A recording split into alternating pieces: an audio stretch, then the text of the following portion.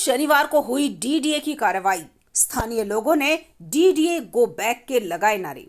महरौली में दिल्ली विकास प्राधिकरण यानी डीडीए अवैध निर्माण के खिलाफ अभियान चला रही है, जिसमें अवैध रूप से बने अतिक्रमण को वह तोड़ रही है, जिसका स्थानीय लोग विरोध कर रहे हैं।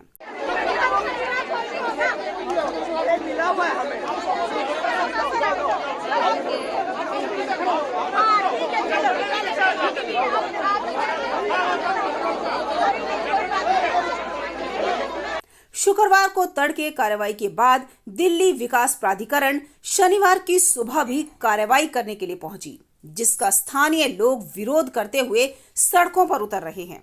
वहीं सुबह सुबह स्थानीय लोगों ने जेसीबी के आगे खड़े होकर विरोध दर्ज करवाया। क्या कहेंगे सर, जिस तरीके से अभी कार्रवाई जारी है लगातार, कल कुछ लोगों को स्टे भी मिला था। स्टे मिलना बहुत अच्छी बात है, लोगों के लिए, कुछ लोगों के लिए राहत है, लेकिन वो जो लोग चले गए वो बहुत थोड़े हैं और जो लोग अफेक्टेड हैं, प्रयास कर रहे हैं ना उनका जोड़। हाँ, जो लोग जो यहाँ पे कम से कम 40,000 लोग हैं जो पीड़ित हैं, तो अगर जो लोग नहीं जा पाएंगे उनको तो ये आज तोड़ देंगे। हमारा कहना ये है, ये महरौली का भाग है, जहाँ हम खड़े हैं ये महरौली है, ये लड्डा सराय नहीं है।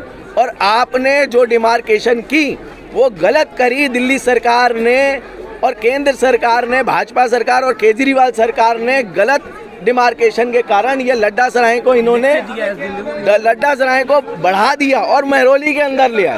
तो हम ये कह रहे हैं कि आप अपने डिमार्केशन हम अपने डिमार्केशन को ठीक करिए। हम डिमार्केशन, हाँ, टारगेट मत करो किसी से, नहीं किसी से लेना देना नहीं, हमें बस घर अपने बचाने, हमने लीगल फॉलो किया है, हमने कानून फॉलो किया है। आपसे भी बात कर लेंगे, हमने कानून फॉलो नहीं, हम किसी पार्टी को जिम्मेदार नहीं कर रहे हैं। तो आपसे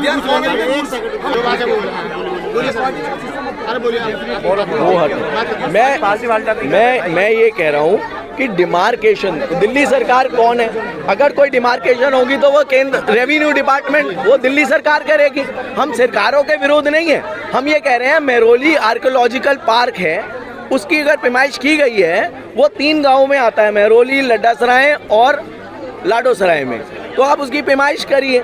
लेकिन इनके क्योंकि परमानेंट पॉइंट्स हो चुके हैं रेवेन्यू डिपार्टमेंट के, तो उस कारण से इन्होंने गलत डिमार्केशन करके अजम्पशन प्रिजम्पशन के बेसिस पे जो एरिया है उसको बढ़ा दिया गया। उसके कारण ये हम सबको दिक्कत हो रही है। ये 3-4 मीटर का वर्क है। अगर यही वो लाइन और जो दिल्ली सरकार का जो नक्शा है ऑनलाइन है और जो दिल्ली सरकार जिस नक्शे के हिसाब से केंद्र सरकार तोड़ रही है, उन दोनों में ही डिफरेंस है। तो पहले तो यही सबसे बड़ी बात है, आप अपना तो नक्शा ठीक कर लीजिए, एक नक्शा। अरे हम भी तो, और हम कोई अफगानिस्तान पाकिस्तान से नहीं है, हम आपके लोग हैं। अगर लोग कह रहे हैं, पहली बात तो आपने नोटिस नहीं दिया हमें कोई डिमार्केशन करने से पहले। अगर हमें पीड़ा है, कोई बात है तो हमारी सुन ली जाए। हम ये कह रहे हैं दोबारा से डिमार्केशन कर ली जाए। अगर दोबारा डिमार्केशन हो गई और उसमें हो सकता है कि आप सही करो और हमारी सारे लोग बच जाए, तो उसमें क्या फर्क पड़ जाएगा? द्वारा जो किया जा रहा है, क्या कहेंगे? ये जो है किस तरीके से पहले नोटिस चिपकाया था या नहीं? हम यहाँ पे लगभग 50-60 सालों से रह रहे हैं, आज तक कोई नोटिस नहीं दिया गया। सीधा और डीडीए गो बैक की नारेबाजियां भी की। बता दें कि कुछ मकान तो स्टे पर है, लेकिन बाकी के जो फ्लैट्स बने हुए हैं उनके पास स्टे नहीं है, जिन्हें डीडीए के अधिकारी पुलिस बल के साथ सुबह तोड़ने के लिए पहुंचे। जब स्थानीय लोगों ने जेसीबी के सामने खड़े होकर अपना विरोध दर्ज किया, तो साथ ही कई बार पुलिस और स्थानीय लोगों में धक्का मुक्की भी देखने को मिली। तस्वीरें देख सकते हैं। शनिवार सुबह डीडीए की कार्रवाई फिर से शुरू हो गई। मेरा नाम राज तंवर है, मैं यहीं पे वार्ड नंबर 8 में रहता हूँ।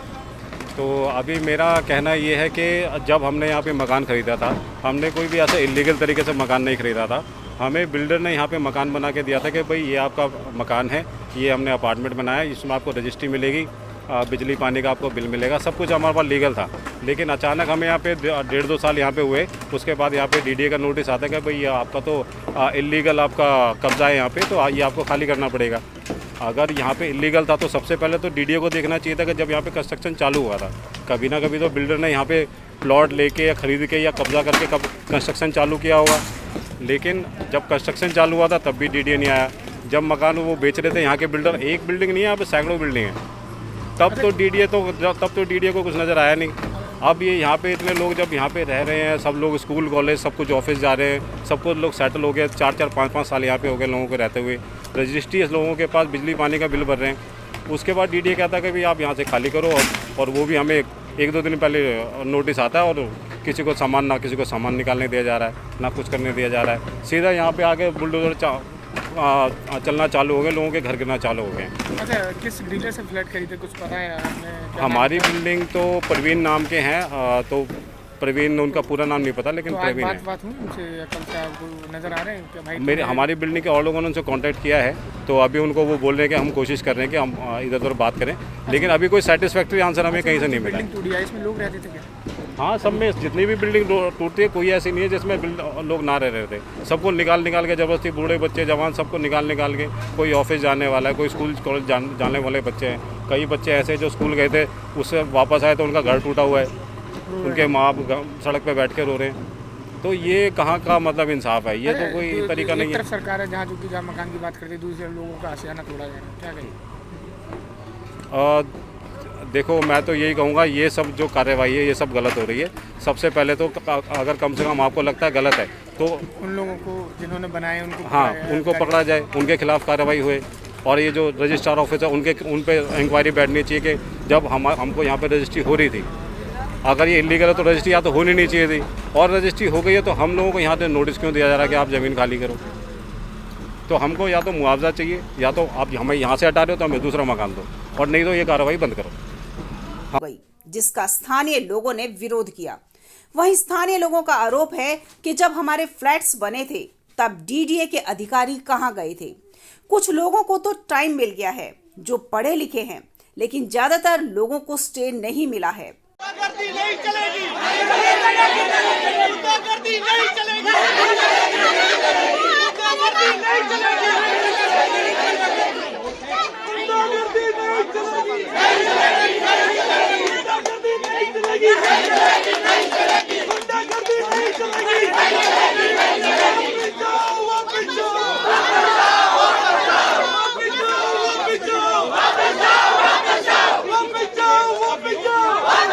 इनके पास 1 महीने का वक्त है, तब तक तोड़ देंगे।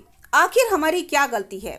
हमने बड़ी मेहनत से इन मकानों को खरीदा है, फ्लैट्स को खरीदा है, पूरे जीवन की जमा पूंजी हमने इन फ्लैट्स में लगा दी, लेकिन आज अचानक से ये अवैध कैसे हो गई? जब बन रहे थे तो सारे डॉक्यूमेंट्स हमारे पास हैं, पक्की रजिस्ट्री है, टैक्स देते हैं, पानी का, बिजली का बिल, सब कुछ सरकार को जा रहा है, तो फिर आखिर ये अवैध कैसे हुए?